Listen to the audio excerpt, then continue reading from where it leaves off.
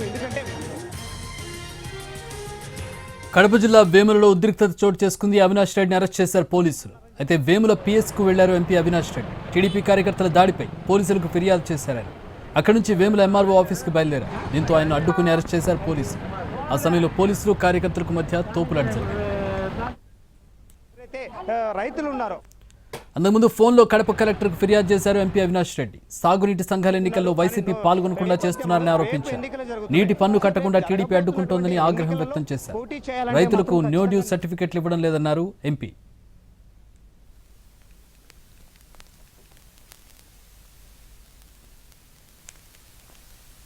మారుస్తున్న సందర్భంలో ఇక్కడ పరిస్థితిని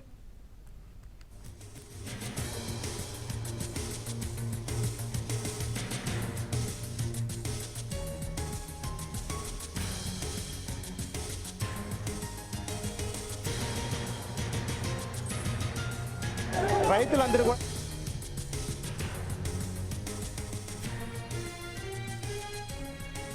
అందరికీ కూడా నోటీస్ సర్టిఫికేట్ ఇవ్వాలి అన్న డిమాండ్ ఆయన పోలీస్ స్టేషన్లో కూర్చున్నారు.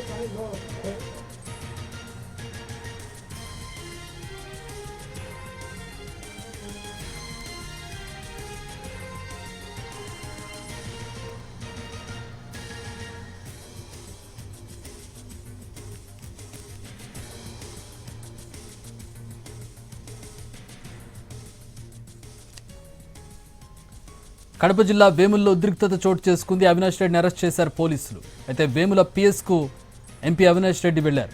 టీడీపీ కార్యకర్తల దాడిపై పోలీసులకు ఫిర్యాదు చేశారు. ఇక అక్కడి నుంచి వేముల ఎంఆర్ఓ ఆఫీస్కు బయలుదేరారు. దీంతో ఆయన అడ్డుకుని అరెస్ట్ చేశారు పోలీసులు.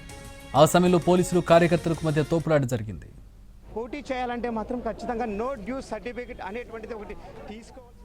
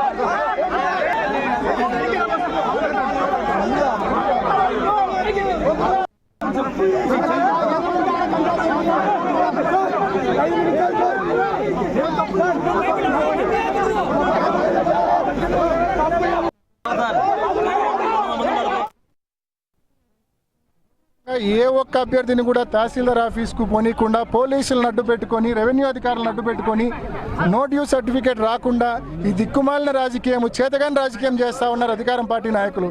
నిజంగా మీకు దమ్ముంటే నిజంగా నో డ్యూ సర్టిఫికేట్ ఫ్రీగా మా రైతులందరికీ ఇచ్చి ఎన్నికలు ప్రజాస్వామ్యబద్ధంగా జరపండి దమ్ముంటే. అలా